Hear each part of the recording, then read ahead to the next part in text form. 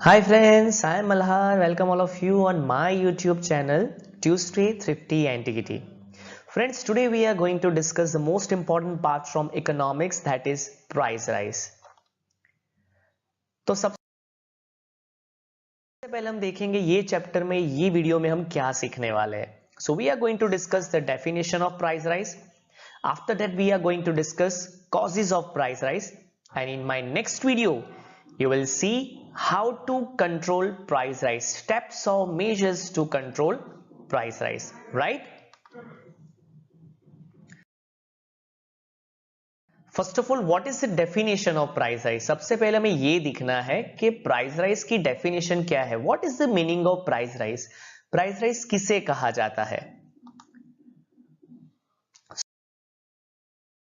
What it is written, continuous and constant rise. तो सबसे पहले हमें ये देखना है continuous and constant rise in prices. Continuous and constant rise in price in different field of economy at a high rate, that is called price rise. मतलब continuous जो price का दाम, मतलब कोई भी चीज का दाम जब बढ़ता है, और continuous और constant but in the field of economy at a high rate, so price rise would be at high rate, that is only called price rise. और वो भी कंटिन्यूअस. जैसे कि सिंपल चीज एक मान लेते हैं कि अगर यहाँ पे एक नीचे डायग्राम दिया है, और वो डायग्राम में आप देख सकते हैं कि सबसे पहले जो 1950 है, हम देख लेते हैं कि वहां पे क्या प्राइस थी. उसके बाद 1960, फिर 1975 आप देख सकते हैं. After that 1990, then 2000, 2010 and ultimately at the end. तो आप देख सकते हैं कि it is continuously increasing and that is also at high rate. तो that is called price rise. अगर 2 महीने पहले अगर पेट्रोल के दाम 70 रुपये है, और अगर 2 महीने के बाद वो 72, आफ्टर दैट 75, 78 पर litre, so that is of course called price rise, right. So now we are going to discuss the most important question for exam, that is causes of price rise, reasons of price rise. मतलब कि price क्यों बढ़ती है, कौन सी ऐसी वजह होती है जहां पे प्राइस बढ़ती है. This is very important and very practical question. So let's begin.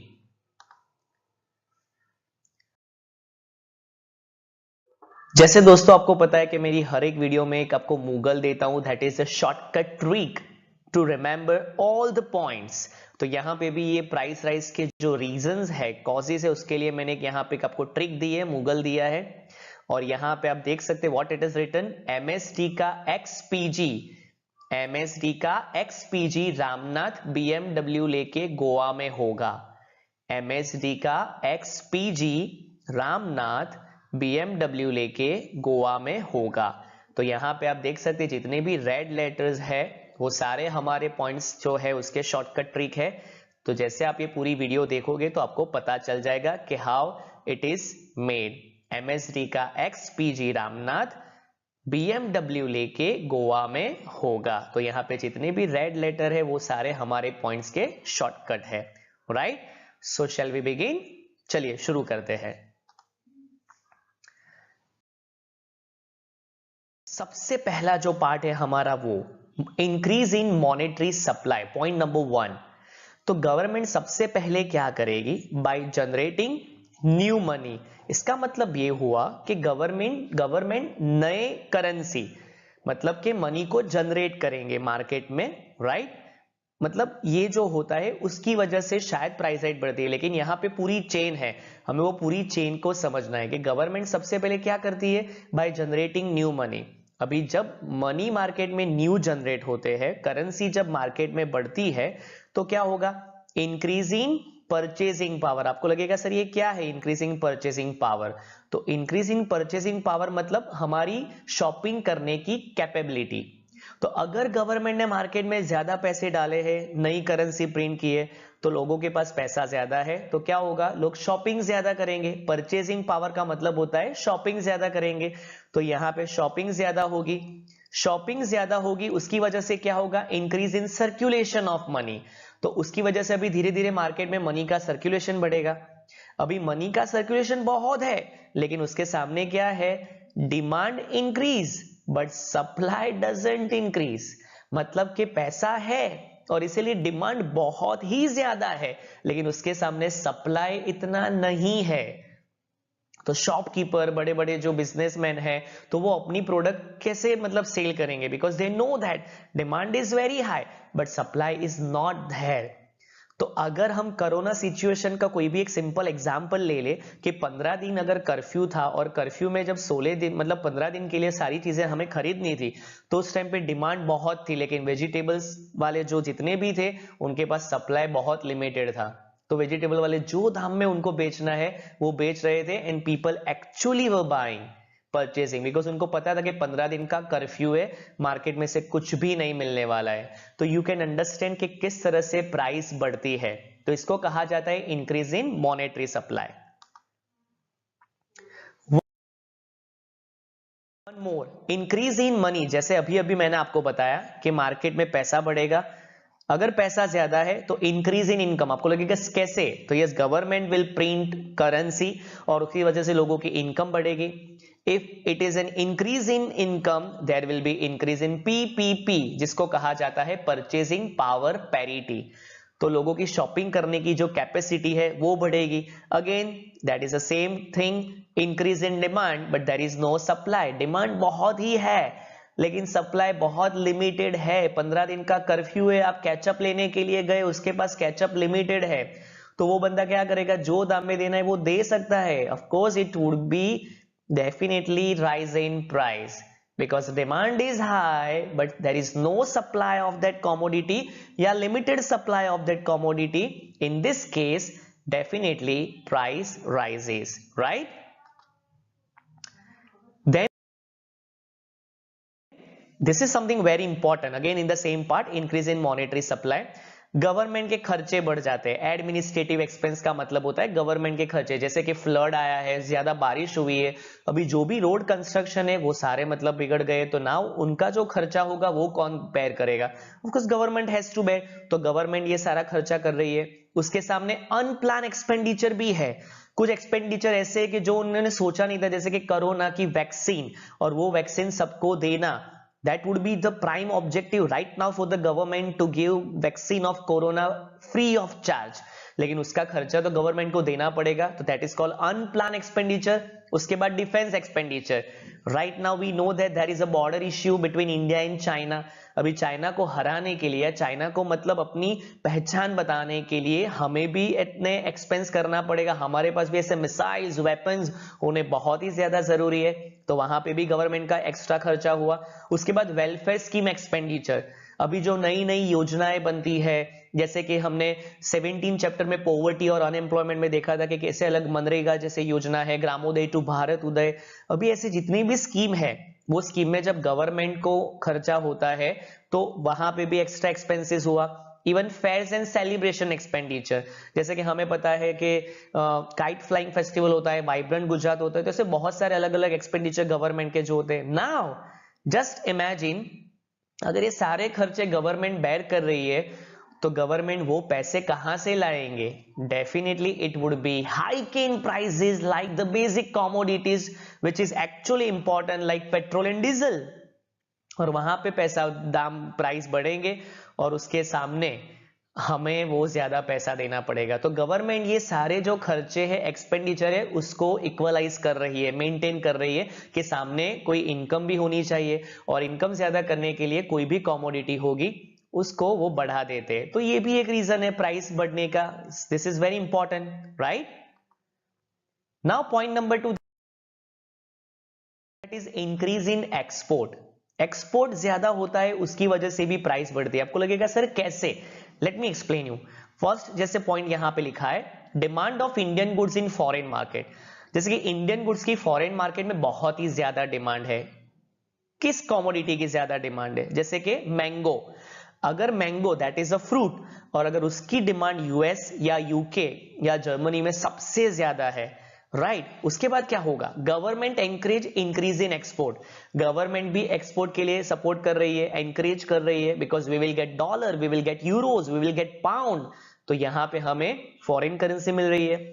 उसी सिचुएशन में supply decrease in local market, मतलब कि डॉलर कमाने के चक्कर में हम सारी जो मैंगो है वो फॉरेन कंट्री में बेच रहे हैं, क्योंकि वहां पे पैसा ज्यादा मिल रहा है, और उसकी वजह से हमारा जो लोकल मार्केट है वहां पे इतना सप्लाई है नहीं, इतना सप्लाई नहीं है तो स्कैर्सिटी तो बढ़ेगी, और उसकी वजह से प्राइस राइज होती है, क्योंकि लिमिटेड सप्लाई इंडिया में मिलता है और लोगों के पास कोई ऑप्शन नहीं है। जैसे अभी हमने देखा, demand is high of mangoes in summer, लेकिन सप्लाई उतना है नहीं, तो क्या करेंगे। लेकिन सप्लाई क्यों नहीं है, क्योंकि हमने देखा कि जितना भी अच्छा जो गुड्स था, अच्छे फ्रूट से, वेजिटेबल से, वो सारे एक्सपोर्ट हो गए, क्योंकि वहां से डॉलर मिलते हैं, पाउंड मिलते हैं, ज्यादा पैसे मिलते हैं। See, understood? So that is increase in export, right? After that population growth, yeah, this is the biggest reason, biggest cause of price rise। और वो भी अगर इंडिया की बात करें, population of India increases at 1.9% rate, can you believe this? अभी अभी जैसे मैंने अभी एक आर्टिकल में देखा था कि वहां पे लिखा था 2020 में सबसे ज्यादा बच्चों के जो मतलब बर्थ हुए हैं वो इंडिया में। So India has ultimately cross over China in 2020, can you believe this? Number 2, population देख लीजिए आप, 2011 की पॉपुलेशन क्या है, दैट इज 121 करोड़, और इतनी पॉपुलेशन होगी तो डिमांड और सप्लाई का इम्बैलेंस तो होने वाला ही है। It leads to shortage of supply which leads to price rise, और इतना सप्लाई है नहीं, क्योंकि इतनी सारी पॉपुलेशन को कैसे सब कुछ दिया जाए, स्टॉक इतना है ही नहीं, सप्लाई है ही नहीं, और उसके सामने सप्लाई नहीं है तो डेफिनेटली वहां पे भी प्राइस बढ़ेगी, right? After high price of raw material, अभी रॉ मटेरियल की प्राइस ज्यादा है तो shortage of raw material leads to increase in production cost. हमारे पास रॉ मटेरियल की शॉर्टेज है और उसकी वजह से क्या होगा, प्रोडक्शन कॉस्ट बढ़ेगी। Price of finish good also increases, क्योंकि अगर प्रोडक्शन कॉस्ट ज्यादा है तो फिनिश गुड्स की डेफिनेटली प्राइस बढ़ने वाली है। जैसे कि कॉटन के दाम अगर ज्यादा हुए तो कॉटन क्लोथ्स है उसके भी दाम ज्यादा हो गए, सिंपल लॉजिक है, right? Workers will demand high salary, उसके सामने वर्कर्स भी यहां पे सैलरी हाई डिमांड कर रहे हैं। इंक्रीज इन प्रोडक्शन कॉस्ट, तो उनकी सैलरी को भी मेंटेन करने के लिए अभी और प्रोडक्शन कॉस्ट बढ़ गई, मतलब और उनको कॉस्ट बढ़ानी पड़ी। और अल्टीमेटली जब फिनिश गुड्स कस्टमर के पास आता है तो कस्टमर को जो 50 रुपए की चीज है वो उनको 100 रुपीज में मिलती है। तो आप समझ सकते हैं कि 50 रुपए उनकी प्रोडक्शन कॉस्ट थी, लेकिन उसके पीछे एडवर्टीजमेंट कॉस्ट और जैसे यहाँ पे देखा वर्कर्स की सैलरी, तो ultimately they are getting 100% profit from each commodity. तो आप समझ सकते हैं यहाँ पे कि अगर रॉ मटेरियल की प्राइस ज्यादा है तो फिनिश गुड्स की प्राइस ऑटोमेटिकली ज्यादा होने वाले ही है, right? After that natural factors, जैसे कि production reduces due to natural calamity like flood, earthquake, epidemic. जैसे कि अभी की सिचुएशन अगर हम देख ले कि प्रोडक्शन बहुत ही कम है, वायरस सिचुएशन में फॉरेन जो गुड्स यहाँ पे आते हैं, प्रोडक्ट्स आती है वो नहीं आ रही है, लिमिटेड स्टॉक है, लिमिटेड सप्लाई है।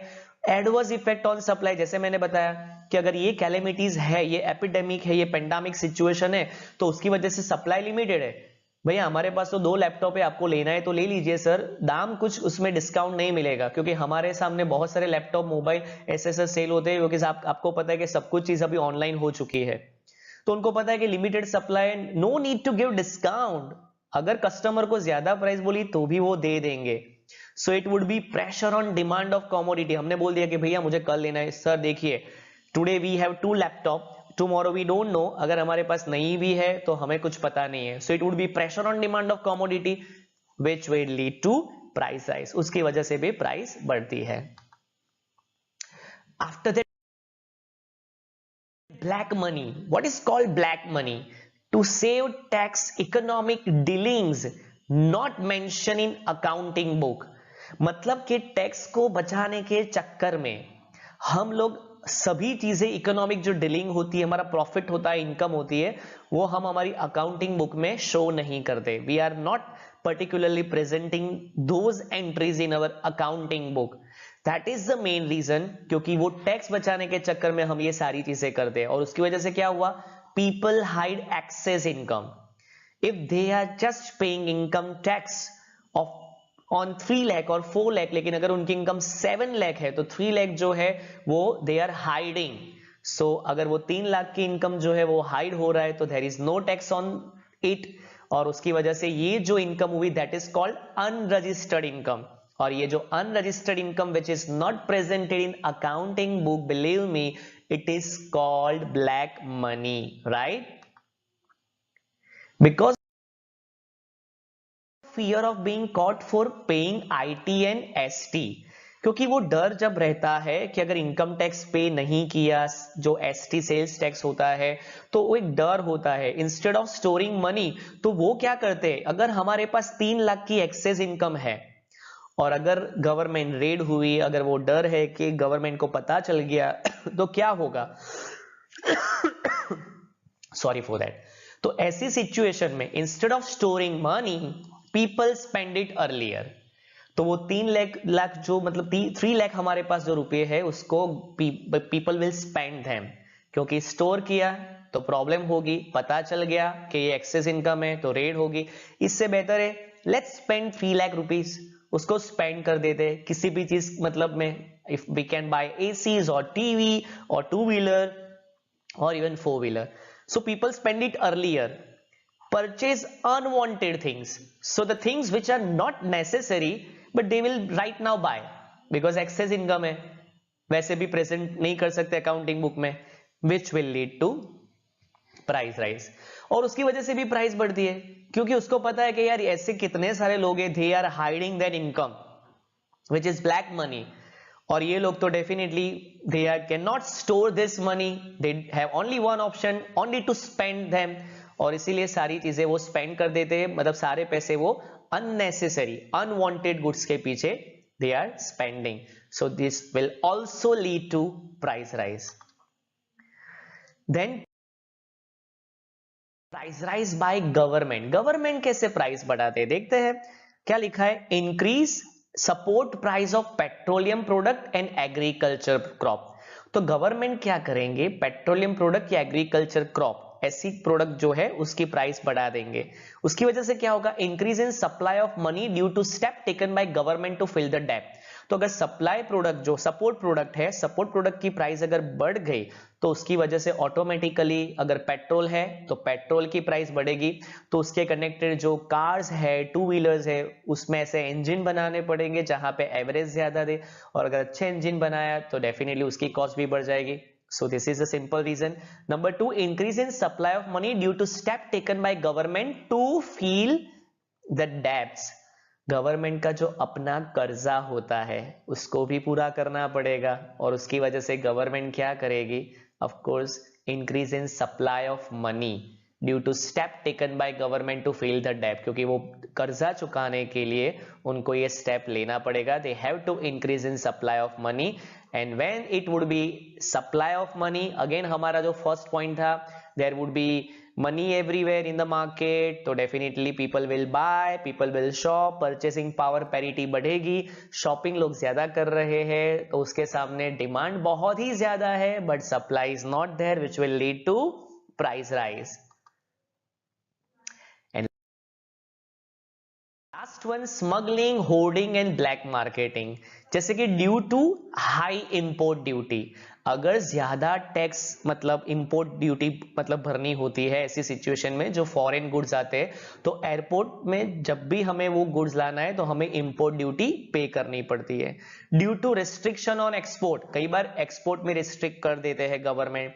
Due to control on import, import में भी हमारा कंट्रोल है, even without paying tax foreign goods dump in country. और इसी तरह से टैक्स पे किए बिना, इंपोर्ट ड्यूटी पे किए बिना, because it is very high, और उसकी वजह से जो फॉरेन गुड्स होते हैं जो जब इंडिया में लाए जाते हैं without paying tax, it is called smuggling. जैसे कि मान लेते हैं कि 48,000 का लैपटॉप है और 48,000 का लैपटॉप इंडिया में 62,000 में मिल रहा है, तो आप समझ सकते हैं कि इंपोर्ट ड्यूटी कितनी ज्यादा हुई. और कोई भी बंदा ऐसा चाहेगा कि 48 के 62 में मतलब हमें यहाँ पे सेल करना है, तो अगर जितने भी हम बचा सकते हैं without paying tax, let's try. But the goods which are dump without paying tax in the country, this is called smuggling. मेरे पास, मैं आपको एक सिंपल एग्जांपल देता हूं, amazon.com या amazon.in। हमें पता है .com मतलब that is world wide, .in मतलब इंडिया में। अगर हम गूगल पे या amazon एप्लीकेशन में देखेंगे, amazon.in में जो लैपटॉप की प्राइस होगी that would be 50,000। Believe me, amazon.com में जो 50,000 होगी वही लैपटॉप की प्राइस amazon.in में 60 या 62,000 होगी। तो जैसे कई बार हम हमारे दोस्तों से, कजिन से वहां से फोन या लैपटॉप मंगवाते, क्यों? Because there is a drastic change of price in that product, क्योंकि अगर यहां पे आया तो इंपोर्ट ड्यूटी होती है, और इसीलिए हमें यहाँ पे अलग अलग स्टोर जैसे कि क्रोमा या रिलायंस स्टोर, ऐसी जगह विजय सेल्स, वहां पे हमें वो ज्यादा दाम में मिलता है। लेकिन अगर वही लैपटॉप हमने अपने कजिन से मंगवाया यूएस या यूके से, तो वहां पे इतनी इंपोर्ट ड्यूटी नहीं होती, एंड दैट्स व्हाई वहां पे प्राइस भी कम होती है। So it is called smuggling, right? Then due to rumours and prediction of price rise in future, अगर पता चल गया कि 2 दिन के बाद पेट्रोल की प्राइस बढ़ने वाली है, due to rumours and prediction of price rise in future, businessman producer store goods in quantity. उनको पता है कि अगर 2 दिन के बाद वैसे भी ये 100 के 120 या 130 होने वाले हैं, तो बिजनेसमैन प्रोड्यूसर्स क्या करेंगे? They will store goods in quantity, वो गुड्स को स्टोर करेंगे, क्योंकि उनको पता है कि आज मैं अगर ये प्रोडक्ट दे रहा हूं तो आज मुझे 100 रुपये मिल रहे हैं, लेकिन 2 दिन के बाद यही चीज के मुझे 120 मिलने वाले हैं। सो आई एम अर्निंग 20 रुपी मोर, मैं यहाँ पे 20 रुपये ज्यादा कमा रहा हूं, तो बेहतर है कि 2 दिन में गुड्स बेचना ही नहीं है। So it is called artificial scarcity. जानबूझ के अपने गोडाउन में सारे गुड्स रहने देंगे, they will not sell in the open market, which is called hoarding. इसको होर्डिंग कहा जाता है, आर्टिफिशियल स्कैरसिटी बनाना। क्यों? क्योंकि फ्यूचर में दाम बढ़ने वाले हैं, तो अभी 100 रुपये मिल रहा है, 2 दिन के बाद 120 मिलने वाले, तो बेटर है ना अभी स्कैरसिटी कर दो, 2 दिन बेचना ही नहीं है। जब प्राइस बढ़ेगी, I will sell in the market, I will earn more profit on each product. It is called hoarding, right?